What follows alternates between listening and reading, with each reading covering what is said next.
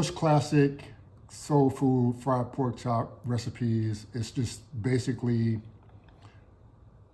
flour, particularly all-purpose flour, and spices deep fried. That's it in a thin pork chop. This recipe is a little different. First of all, I wanted a thick pork chop. Two, I wanted a crispier texture. I always got frustrated. I love the flavor in pork chops when my grandmother would make them or when I would have them in a soul food joint. But the texture would always leave a little something to desire for me because when pork chops sit, the breading gets a little soft. And in my house, you couldn't eat until everything was ready. And so a lot of times those pork chops that my grandmother would cook would be sitting out and that crust would get a little fluffy, a little soft. And being a texture person, I really wanted that crunch. And so cornmeal is an ingredient that's common in soul food ingredients. We use it mostly when we're making fried catfish. And there's a connection to this recipe from a catfish standpoint as well. But the texture of cornmeal, when you've had it in catfish, it's kind of gritty from the corn, the grind up corn, but also crunchy and light. And so I wanted that, in addition to that corn flavor, to add some different vibes to the pork chops. For those of you new to Food Fidelity is about pairing music with food. So every time I cook a recipe or make a recipe, there's a song in mind that either inspired the recipe or is somehow connected to just kind of put me in a mood to make that particular dish. This week's song that I paired with these fried pork chops is Love Don't Live Here Anymore by the group Rolls Royce. It's a ballad, it's a love song or a breakup song, if you will. But I think it's got a really funky bass line that goes really well with the heaviness of the pork chops. But then you got these smooth melodies and just the awesome voice of the lead singer that I think marries really well with the cornmeal. Like that kind of gives it there's some sensitivity, there's a lightness from a texture standpoint that really makes this dish stand out. And so that's what I was trying to go with when I paired the song with the dish. Plus, my uncle, who is the pork chop king, particularly fried pork chop, it was a favorite song of his. So from a nostalgic standpoint, that song was definitely on my mind. So the connection, the song, my uncle, fried catfish, and pork chops. So Fridays in my house growing up was basically a fish fry every Friday. And it was kind of a block thing. My uncle was generally in charge of frying the fish, my Uncle Slick. But I was allergic to fish at the time. And so as an alternative, my grandmother would prepare me a fried pork chop. And so my grandmother reminded my Uncle Slick to make fried pork chops for me, not fried catfish. My Uncle Slick, being the genius that he is, made me the most perfectly cooked pork chop you can make. The only problem is he cooked it in the same grease that he used to cook the catfish. So when my grandmother told my Uncle Slick to make me pork chops instead of catfish, he basically prepared the pork chop the same way he prepared the catfish, which is to, dust it in cornmeal and fry it. But he fried it in the same damn fish grease that he used to make the catfish, which defeated the whole purpose, right? But that was my Uncle Slick. He was kind of in his own world. Props to Uncle Slick, rest in peace, my guy. But we had a great time up until that point. Listening to Rolls Royce and banging out catfish fried pork chops. And so your boy had a crazy allergic reaction, full EpiPen mode, going to the hospital, think about Will Smith and Hitch, his eyes all puffed out, damn near died. But hey, I survived and I remembered the damn texture on that pork chop.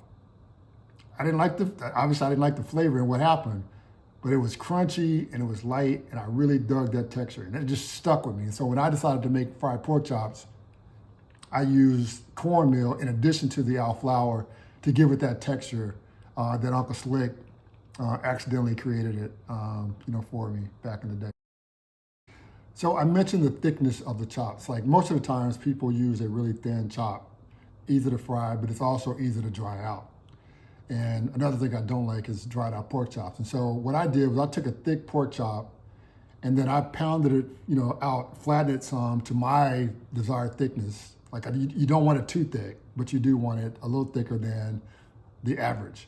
And then what I did was I used a buttermilk brine, basically just kind of marinating the pork chops in the buttermilk, seasoned buttermilk, to add to the flavor on the inside, but also to help with the tenderness of the pork chop. And so what you get, hopefully, is a crunchy exterior when you bite into it, and then when you chew, you get the juiciness and the tenderness of the pork chop thanks to the brine that we use. Plenty of salt in that brine as well to kind of help with the osmosis process, if you remember from your biology class. Coming out of the refrigerator off of that brine, you want to make sure that those chops are allowed to reach room temperature before you put them in the fryer. The benefit of allowing them to come to room temperature is that it will cook evenly. And so all parts of the chops will cook at the same temperature, basically, and reach the same temperature at the same time. I want a well-seasoned pork chop, so I season it every step. I season the pork chop, I season the brine, I season the dredge, and for good measure, I break it off a little bit with a little extra on the top when I'm finished with some seasoning. And that's the key, for just a delicious pork chop.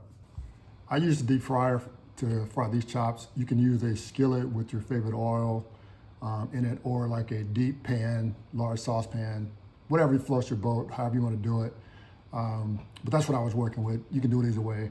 As for oils, I prefer a peanut oil or canola. Peanut's like really clean. It's got a really clean, neutral flavor. So you're tasting the pork chops and everything with the pork chops as opposed to the actual flavor that's in the oil. If you're making the pork chops in batches, make sure that you allow time after the first batch for the oil that you're using to get back to temperature. When you add food to a fryer, the temperature actually decreases. And so you got to give it more time to reach the temperature that you have your setting set at. After you've finished frying the pork chops, don't be in a rush to dig right in. One, they're hot. Two, if you let them cool, the juices inside the pork chops will settle a little bit and not run out when you slice into the pork chops. The benefit of that is you get that really juicy, tender, moist pork chop.